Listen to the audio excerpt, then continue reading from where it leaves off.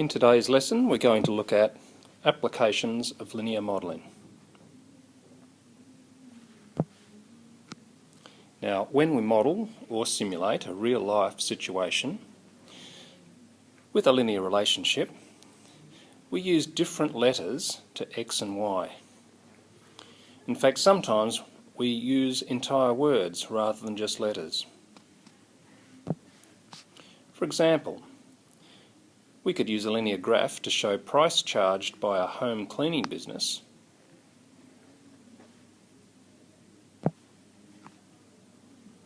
The business might charge $20 to cover their travel expenses and then $30 per hour spent cleaning. For real-life situations, often we don't need to use the negative axes for our graph. So if we label our graph with price as our y-axis, because that's what we're measuring, the price that is going to be charged, and we use hours for our x-axis, then we'll label the y-intercept as the price to come out to the house. Now that's $20. We know, however, that the price that's going to be ultimately charged will depend on how many hours are spent cleaning. Now we know that it's going to cost an extra $30 per hour spent cleaning. So let's see what happens in 1 hour's time. In 1 hour's time, we'll have hours as 1, and it'll cost an extra $30. So that means a second point on our linear graph would be the point 150.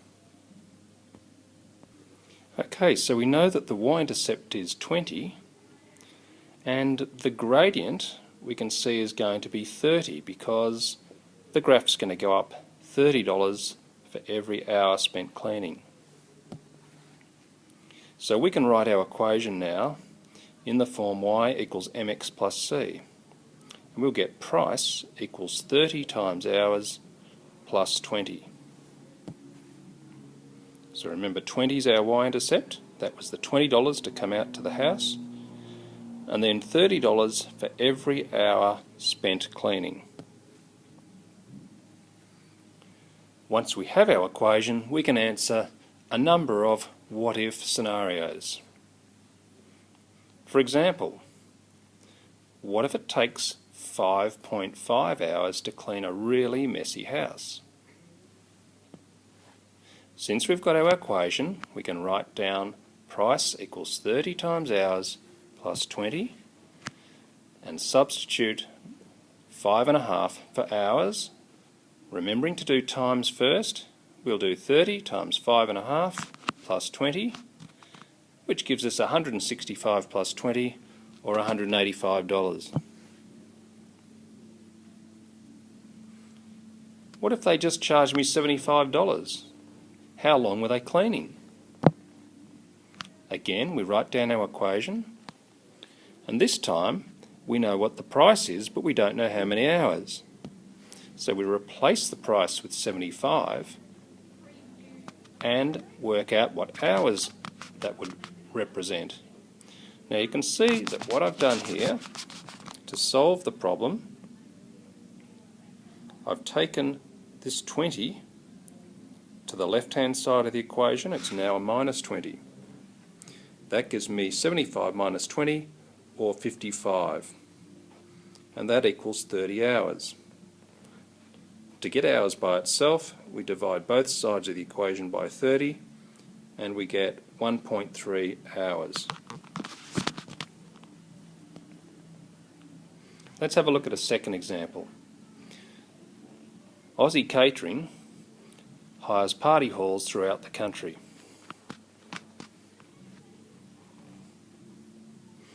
They charge $220 for the hire of the hall and $12 per head for meals. Question 1. How much is the cost for a party of 40 people? Okay, it's going to cost $12 per head, so that's going to be 40 times 12 plus it's cost 220 to hire the hall. So that gives us 480 plus 220 or $700. Question 2. Write a cost equation for a party of n people using C as the cost.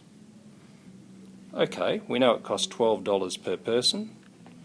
So for n people, whatever that number happens to be, the cost will be 12n plus the $220.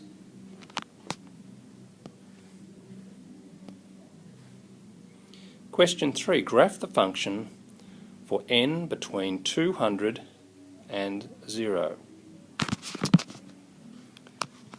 Now that's how we write between 200 and 0. We write n less than or equal to 200 but greater than or equal to 0.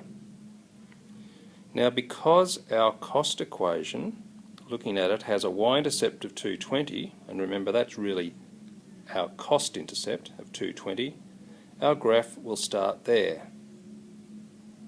We know that the graph heads upwards because the cost increases for every person that attends. In fact, it's going to increase by $12 for every person that attends. So what we need to do is extend our graph until we're level with 200 on the n axis, the number of people, and we want to work out what the cost will be for 200 people. So how do we do that? When n is 200, we substitute that into our cost equation.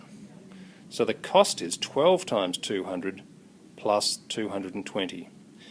And that gives us a total of $2,620.